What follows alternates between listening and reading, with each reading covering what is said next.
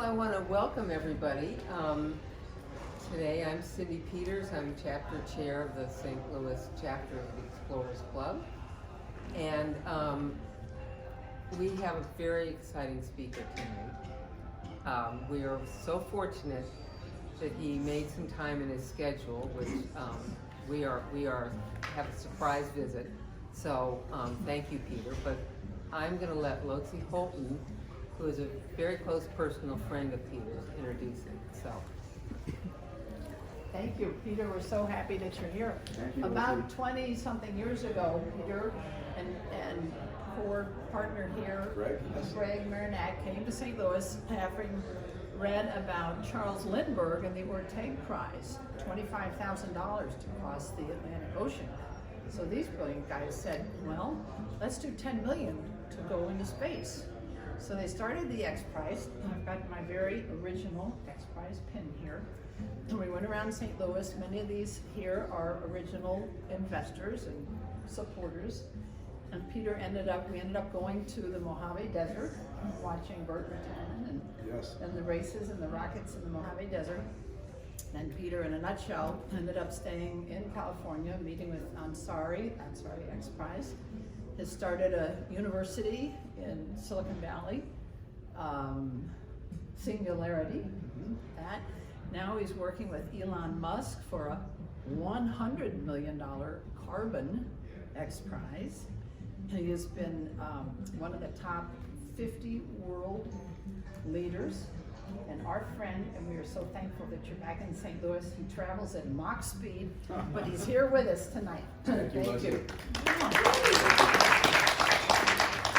So, good evening. Let me just take a second to recount the lore, because I think it's worthwhile, and tell you a little bit about how the X Prize got to where it is today, in the early days and where it's going. So back in 1983, I met this gentleman back here, Greg Marinac, my brother from another mother. Greg accomplished pilot, researcher, writer, faculty, lawyer, of many trades. And I was in medical school, and I was working on my pilot's license, and to incentivize me to finish my pilot's license, Greg sent me a copy of Charles Lindbergh's biography, printed in 1954. It was a Pulitzer Prize winning, and it recounted Lindbergh's flight from New York to Paris. And when I read this book, it did incentivize me to finish my pilot's license, but it recounted a story I never knew. I thought that Lindbergh flew from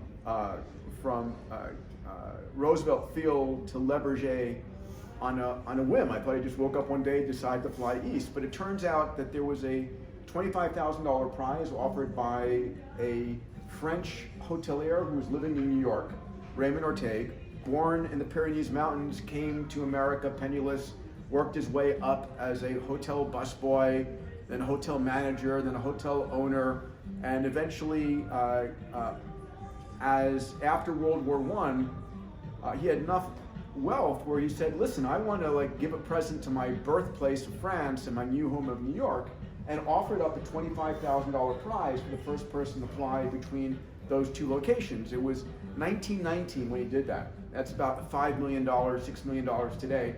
And people laughed at him, said that's crazy, cannot be done. And that $25,000 prize ended up inspiring 9 different teams who spent cumulatively $400,000 to try and win that $25,000 prize. And as I read the book, I said, wow, that's incredible. You don't pay any of the losers, and 4 of those 9 teams perished in their efforts to make the flight. You only pay the winner, which was Lindbergh, who was the most unlikely person on the planet to pull it off. He'd only been flying for 2 years. He didn't have the experience of Admiral Byrd, who had flown to the North Pole. But when Lindbergh made it, he bought his plane in San Diego from Ryan Aircraft, flew it here to St. Louis, from St. Louis to New York, from New York to Paris. He made world headlines. And as Greg likes to say, within 18 months of Lindbergh's flight, the number of airplanes on the planet quadrupled, the number of pilots tripled, and it launched today's multi-$100 million airline industry. So it was incredibly, this moment in time, right? This sort of like, this breaking of the 4-minute mile opened up aviation.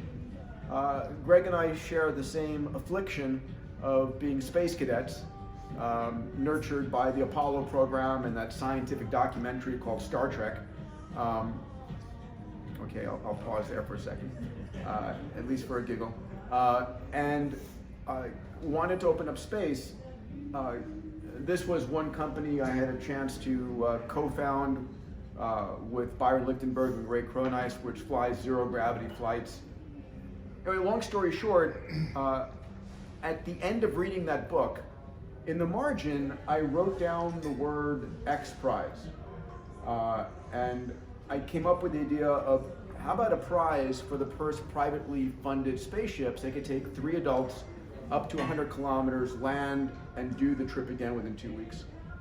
So I became enamored with the idea. The first person I called was Greg. Then I called a few other colleagues together and got feedback. The feedback was, "You're crazy." I said, "That's fantastic." And long story short, I wrote up a few papers and gave a few presentations, which is when I met a guy named Doug King.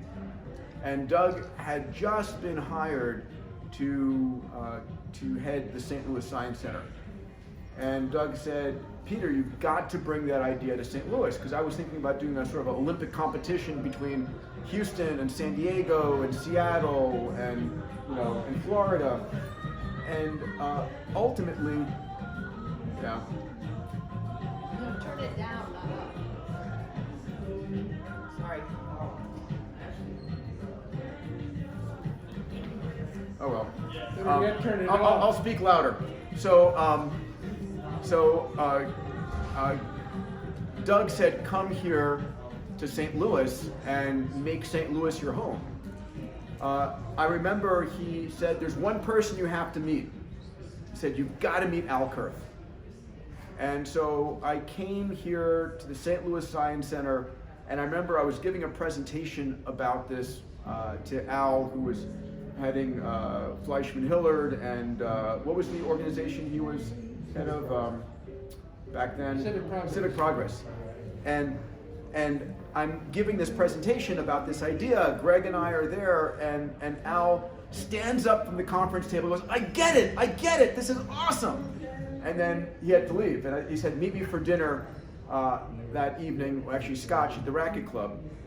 And he said, "I have an idea." So over a scotch or two, he said, Lindbergh raised $25,000 from St. Louisans, 9 of them, to fund his airplane, the Spirit of St. Louis. And ultimately, he said, "Why don't we get 100 St. Louisans to each kick in $25,000, and we'll call it the New Spirit of St. Louis, and that will give you the seed capital to get this prize going." So I said, "Awesome." I bought a house in the Central West End, and one of the very first individuals I met here was Dick Fleming, and then we came up with this idea of holding an event I remember it was March the 4th, and we invited people from around St. Louis to hear this idea of the New Spirit of St. Louis. We pitched this notion, and we set up the same table that Lindbergh had met with all of the people backing his prize, his airplane. And that evening, we had, from Steven Stogel to Jack Bader to Lotzi Holden, and a multiple of others who stepped up, including the Danforth family and what's that? The Taylors. Andy and Barbara Taylor, John McDonnell, and of course our first donor for the New Spirit of St. Louis. Ralph Cordy, thank you. And we got going, and we raised about $500,000 that evening for this on our road to. Hello there, mwah. How are you? Awesome. I'm so happy to have you here. Thank you. And so I was like, we're off to the races. You know, we're going to raise $500,000 every week. 20 weeks, we'll be at $10 million. But the energy stopped. And we're like, Al and I are brainstorming, what are we going to do about this? And we came up with the crazy notion, let's announce the $10 million prize anyway, even if we don't have the money. And so we ended up spending the $500,000 we raised on throwing this epic event under the arch in St. Louis, where, you remember this all very well, in which we had on stage with us, not one astronaut, but 20 astronauts, including Buzz Aldrin. We had the Lindbergh family was there, the head of NASA, the head of the FAA, Burt Rutan, and we announced this to the world. You know, we had probably 50 TV cameras announcing this $10 million spaceflight prize here in St. Louis, the birthplace of aviation, is going to be the birthplace of spaceflight. And it was front page news around the world. No one asked, do you have any money for the purse? Which we did not. Or do you have any teams? Which we did not. But little by little, we got there. Greg and I were just remembering the 150 pitches we made. We pitched, you know, to Enterprise Rent-A-Car and Boeing and Bill Merritt's was the first we pitched, and you know, like, let's call it the Merritt's X Prize or the Enterprise X Prize or whatever it might be. 5 years later, we still didn't have the money, but I had teams competing, $25K a pop. By the way, I still remember when we got someone to join the Youth Spirit of St. Louis for $25K, we'd have like, it would be like this biggest party on the planet for us. We'd go to IHOP and celebrate. But lo and behold, eventually I met an extraordinary woman, Anusha Ansari, who had just sold her company for $1.3 billion.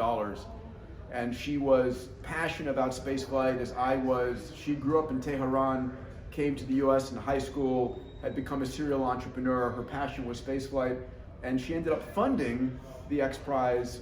We called it the Ansari X Prize in her honor.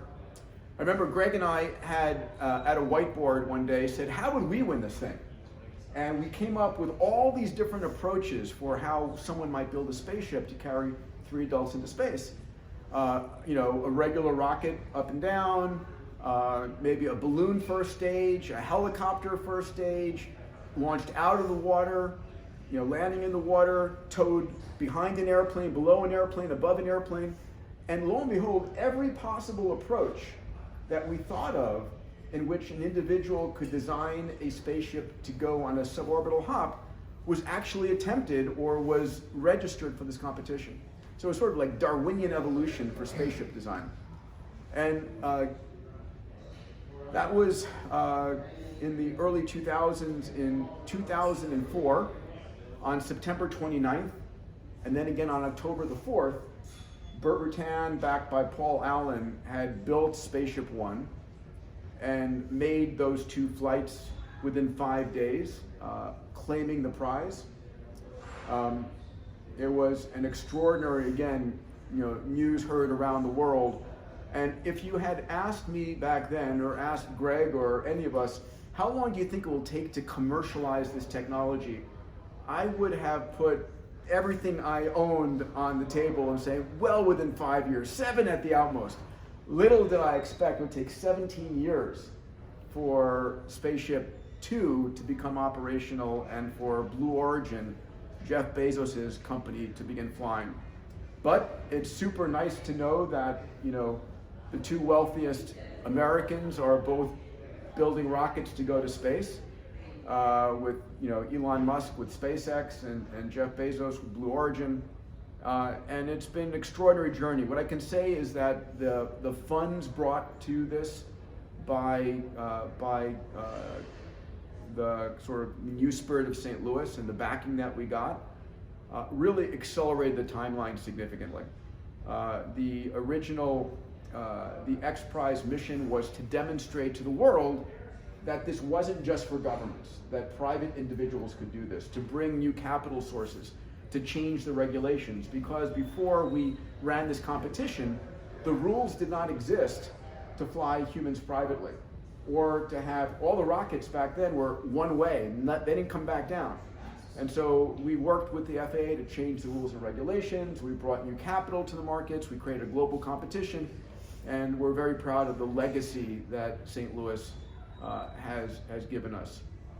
Spaceship One carried one of the Explorer flags in its cargo to go up to space, and it's part of the beginning, of human exploration of the great frontier.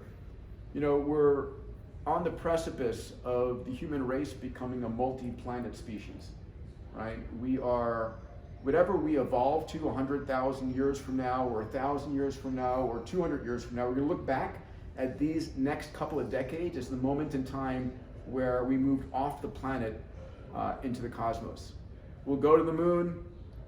We'll be there with Starship in the next 3 years. This is one of the advanced rockets that SpaceX is building. Elon is heads down committed to getting to Mars. Bezos wants to go to the moon and then set up O'Neill colonies in orbit, in a similar Earth orbit. But everything we've ever held of value on Earth, metals, minerals, energy, real estate, are in near infinite quantities in space. And so the drivers to get us there are most definitely there. And I think we're seeing right now, I had 4 friends of mine launch on the Inspiration 4 mission back 10 days ago or so, right? A first all-private crewed mission, privately funded, and that just got an incredible amount of global attention, right? So we're just on the verge of real business and real private exploration of the cosmos. So I'll wrap it there and open for questions. Yes? Yes. Great. About 20 minutes, please. I'd love to hear about the carbon price. Sure. So on January the 7th, when Elon became the wealthiest American, he was getting a lot of criticism for not being very philanthropic. And so I literally dialed him up and said he had funded a $15 million global learning prize to teach kids in Africa reading, writing, and arithmetic fully autonomously on Android tablets. It was a great result. A $15 million prize drove about $300 million in development and new approaches. And I said, why don't we do our next X Prize together? He said, what do you got in mind? I said, let's do something that's in line with your vision of pulling CO2 out of the atmosphere at gigaton levels.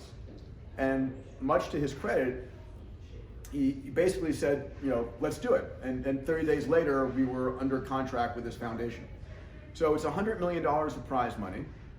And there's part of it that's going to university students with ideas. I'm throwing the ideas competition. The majority of it is asking teams to demonstrate. So for us to get to a off the edge of peril, we need to be able to pull tens of gigatons of CO2 out of the atmosphere in the next 30 years. We're not going to ask a team to demonstrate that level. We're going to ask them to demonstrate, can you pull out 100 megatons and show us that what you're doing is scalable. And we're saying you can do it in a multitude of ways. You can do it using technologies in the oceans. You can do it technologies on land. You can do it with carbon scrubbing out of it. We're not pre-guessing the approach. But what we have seen is this competition has brought thousands of new entrants into the field. So when you launch an X Prize at scale, you change the conversation from can it be done to when is it going to happen? And it's really about, and I'm fond of saying the world's biggest problems are the world's biggest business opportunities. And the day before something is truly a breakthrough, it's a crazy idea. So we're trying to incentivize entrepreneurs and scientists around the world to try more crazy ideas, to start companies to drive this forward. Now, looking around at my colleagues, there's another X Prize I'm working on right now that might be of interest. which is a $100 million age reversal X Prize. So we have designed a prize with two of the top genomicists, David Sinclair and George Church. I'm spending most of my time right now in the field of longevity investments. I've got 4 companies I've started there. My venture fund is doing 80% of its investments there. Every day I get older, the more I'm focused on adding 20 or 30 healthy years on life. You still look like a kid. Thank you. I'm working on it, Val. This is an X Prize that is focused on demonstrating age reversal for 25% of your lifespan. So in humans, with an average age of 80, bringing you back 20 years. So here's the question for you. Is your genome today the same as your genome when you were 25 and when you were born? It is. You got the same genes, the same 3.2 billion letters from your mother, 3.2 billion letters from your father. So why aren't you the same when you were in your bikini or your workout shots? What's changed? It isn't your genes have changed. It's your epigenome. Epi meaning above, or the control of your genome. It is fundamentally which genes are turned on and which genes are turned off. Those things have changed. And Dr. David Sinclair had a pivotal paper in Nature in December in which he demonstrated in mice the ability to reverse the aging of the vision system, the optic nerve, the eyes. It was just published this past week to reverse aging, taking it from the end of life to youthfulness in the heart. George Church has got a company called Rejuvenate Bio working on doing this in dogs. And I believe that these technologies, they're gene therapies, will be able to move the needle significantly in humans, where single treatment is not just rejuvenating a single organ, but multiple organ systems. There was a study just done by Oxford, Harvard, and London School of Business that showed if you gave humanity 1 extra year of healthy living, it's worth $38 trillion to the global economy. Just 1 year. So, I will come back to space later in life. I'm focused right now on adding 30 years, and then I'll go and focus on opening up space. So, anyway, yes, let's see. Since you're a graduate of Harvard and MIT, as well as space and medicine, Yes. Now you've started a university, and you and Greg, right, are professors there? Yes. So my first 3 decades of my life were dedicated to space and sort of medicine. My dad was a physician, OBGYN, my mom should have been, and it was always expected. My parents both immigrated from Greece that I'd become a physician. And in college, during the day, I studied molecular biology. At night, I was a space cadet. That's when I first met Greg. He was running the Space Studies Institute in Princeton. He came to my very first conference. I remember you were wearing those khaki shorts. Yeah, it was at GW University, and we became the best of friends. So those next 30 years were all in space. About 15 years ago, I started becoming enamored with exponential technologies. What does that mean? So as computation is growing exponentially, where it's doubling, right? We're linear thinkers, 1, 2, 3, 4, 5, and 30 linear steps on the back wall over there. But in 30 exponential steps, where it's a simple doubling, 1, 2, 4, 8, 16, 32, and 30 doublings, then not at the back wall. In 30 doublings, I've gone 1 billion meters. Put differently, I've gone around the planet 26 times. It's different between linear thinking and exponential thinking. And I became enamored with exponential technologies, computation, quantum computing, sensors, networks, AI, robotics, 3D printing. I'm almost done. VR, AR, blockchain. And the notion being that these technologies are going to change the world. And there was no place you could go to get an overview of all those technologies.